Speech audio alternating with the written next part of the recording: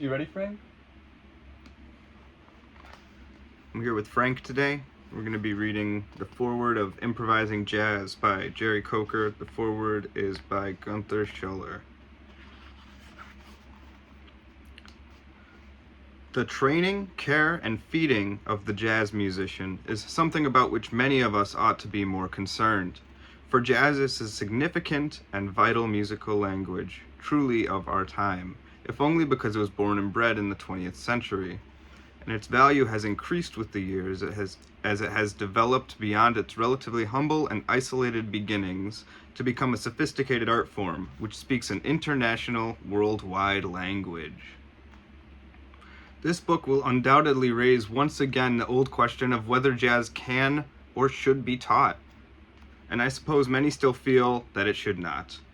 In fact, I never cease to be amazed at the tenacity with which various anachronistic attitudes and prejudices regarding jazz persist, despite overwhelming evidence that the face of jazz has undergone some rather radical changes in the last decade or two.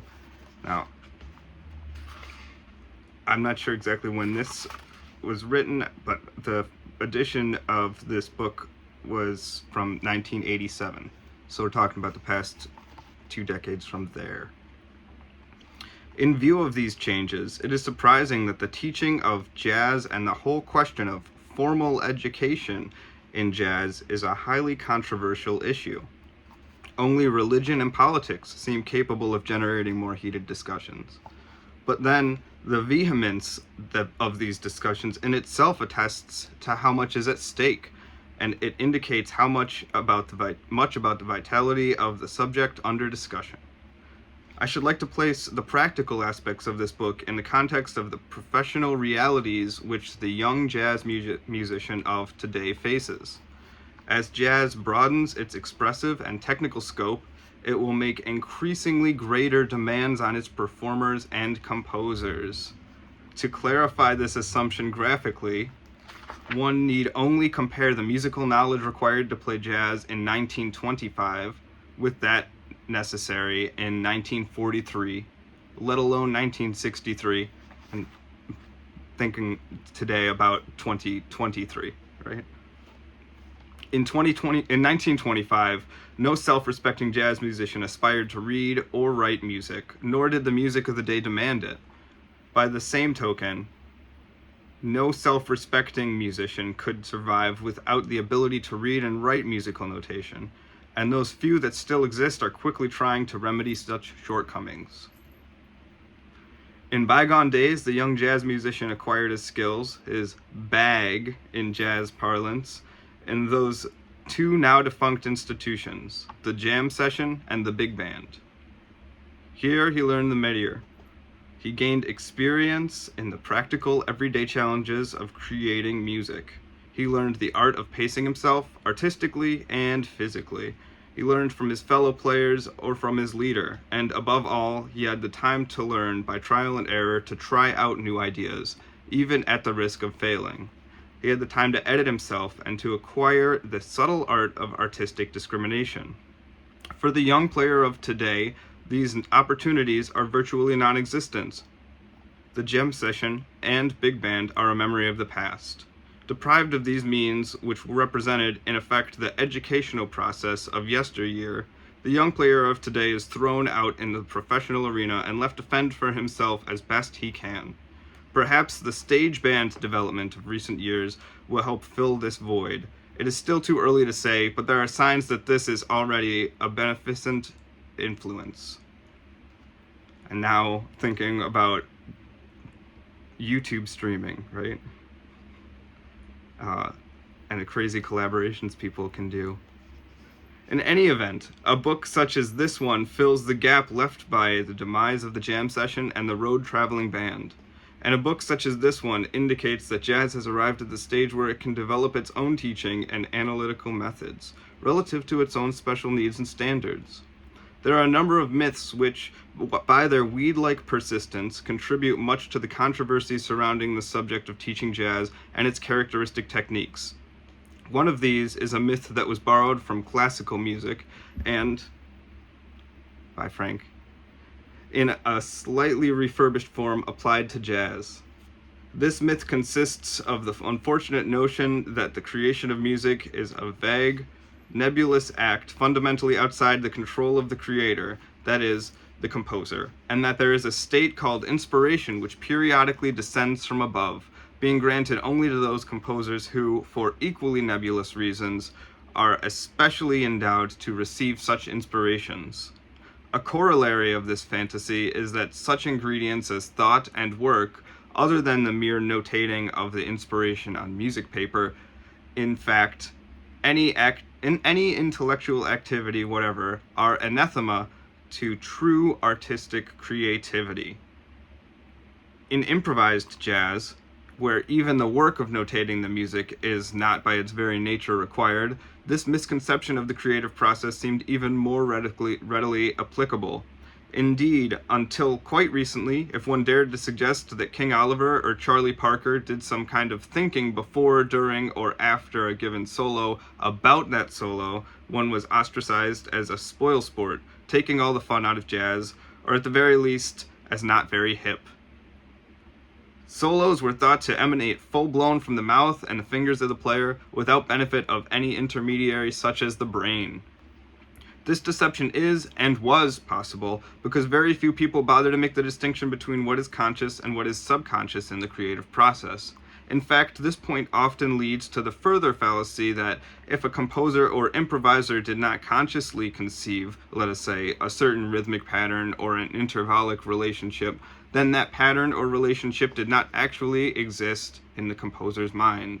This fallacy conveniently ignores the fact that a relationship, once it has been discovered and proven to exist, exists, and is operative as such whether its creator was fully or dimly, or perhaps not at all aware of it in the moment of creation. This seeming paradox is easily explained by the fact that the creative process occurs at all consciousness levels, ranging from minimal to total awareness. This in turn is possible because inspiration occurs precisely at that moment when the most complete mental and psychological preparation for a given task, be it only the choice of the next note, for example, has been achieved. Inspiration is like a seed which cannot come forth until the ground has been prepared and a certain formative period has elapsed. In a sense, the composer, when he is inspired, is discovering the next move. But this discovery can occur only when all or almost all of the inherent possibilities for that next move have been appraised. We tend to forget how much of the creative act is negative, i.e., how much of it consists of discarding that which is not relevant or valid, so that by a process of elimination we arrive at that single discovery which is, presumably, most valid. This process can take hours or weeks or, and this is most common in the case of improvisers, only fractions of a second. Thus, what I have here called the most complete mental and psychological preparation is really the crux of the matter. It is the requisite condition under which inspiration can take wings, and if this is so, obviously some kind or some degree of mental, if you will, intellectual process must be taking place. This may, of course, take many forms, ranging from very specific thinking about a specific problem to the most comprehensive and elementary kind of preparation, what we call training or study. In the overall scheme of preparation, it is at this elementary level that this valuable book takes its position. It is one of a rapidly growing number of books and studies being made available to the jazz student, which reflect the attitude that education and learning are not necessarily incompatible with the pursuit of jazz, that the intellect is a vital and inseparable part of the art of improvising. On this, the book takes a refreshingly firm stand. The implications of this attitude are in themselves enormous in value, especially insofar as they may in time break down the barriers to the teaching of jazz still prevalent in our educational institutions. Think about how far we've come since this, 1987. I went to a jazz college, a school where we have known for its jazz program, and 1987, not something that they were just imagining. This book is obviously the work of a man who has to deal with these problems both in his own development as a practicing musician of considerable note and as a teacher of wide experience. So that was Gunther Schuller in his foreword in this book, Improvising Jazz by Jerry Coker. Now, I am not going to read the whole book for copyright reasons and fair use reasons and stuff, but think about what this is talking about in the foreword here as the idea of, is jazz something that you can even learn, is what they're talking about here. Is this the musical tradition something that is just as a form of expression? Is it something that can be taught, or is it something that can be formalized? And this is them grappling with the beginnings of that. Now here we are. I said 2023 because they ended it in threes earlier, but 2024, and we have these crazy YouTube music developments. We have so much music theory opportunities here, and the level of musicianship in some of these jazz compositions is astounding. To the 1987 musician, to when this book came out, to the, as it says in the book, 1963, 1923 jazz musician. They're not going to be able to approach these things in the same way for so many reasons, because of the technology, because of the culture, because of the accessibility, but also because of the education, because people have, like this book says, been learning jazz. I think this is a great book. Most of what this book is talking about is just practical advice on how to get with your friends and start getting into it. How do you actually start practicing and playing jazz? And there are a number of ways you can do that, but the more that you can just start playing, the better. And this book really has a lot of just tips on, once you're playing, how do you get to be the best jazz musician that you can be, which is, I think, pretty good. I don't know if I can consider myself a jazz musician. I'm just a musician, and I like to play jazz. So check this book out if you get the chance. That was, again, the foreword by Gunther Schuller here from Jerry Coker's Improvising Jazz. And now that I'm done reading, Frank is back. He's not much of an intellectual.